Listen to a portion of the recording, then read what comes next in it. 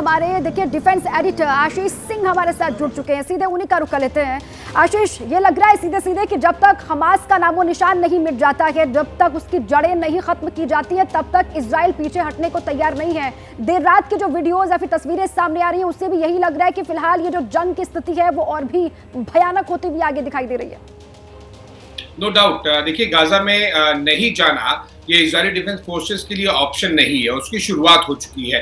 अब शुरुआत में इस तरह से दिख रहा है कि जो सर्जिकल स्ट्राइक जिसे कहते हैं कि पहले छोटी छोटी टुकड़ियों में, छोटी छोटी टीम्स में 2-5 टैंक्स अंदर जाए और वो चेक करें कि किस तरह से वहां पर रेजिस्टेंस मिल सकता है।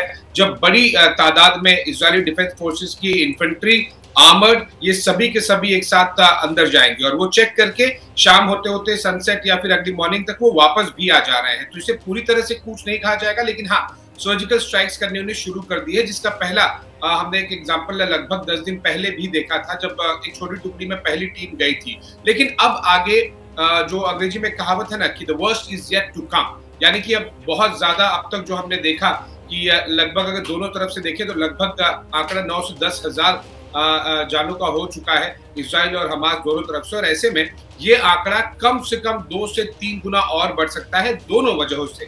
जब इजरायली डिफेंस फोर्सेस की टीम अंदर जाएंगी तो फिर जाहिर सी बात है कि गाजा पट्टी पे जो आतंकी हमास के वो भी और साथ ही साथ नागरिकों की भी जान जाएगी। लेकिन इजरायली डिफेंस फोर्सेस को भी तैयार होना होगा कि उनकी भी तरफ भले ही 5 से 10% ही जाए, लेकिन उनकी तरफ भी बहुत ज्यादा जान माल का नुकसान होगा। ऐसे में युद्ध और भी ज्यादा भीषण होता जा रहा है। लेकिन उसका एक दूसरा स्टेज भी है जिसको लेकर पूरी दुनिया काफी ज्यादा चिंता में है। वो दूसरा स्टेज है कि क्या बाकी देश जैसे कि टर्की है, ईरान है, लेबनान है, क्या वो इसमें जाने अनजाने या फिर डायरेक्टली इनडायरेक्टली उसमें इन्वॉल्व हो जाएंगे या नहीं। तो ये एक इम्पोर्टेंट और सबसे बड़ा प्रश्न पूरी दुनिया के सामने है कि बाकी देश अगर इन्वॉल्व हो जाएंगे तो फिर जाहिर सी बात है कि युद्ध का दायरा काफी ज्यादा बढ़ जाएगा। आशीष, ये एक बड़ा सवाल है और ये बड़ा खतरा है। बहुत धन्यवाद आशीष आपका जानकारी देने के लिए।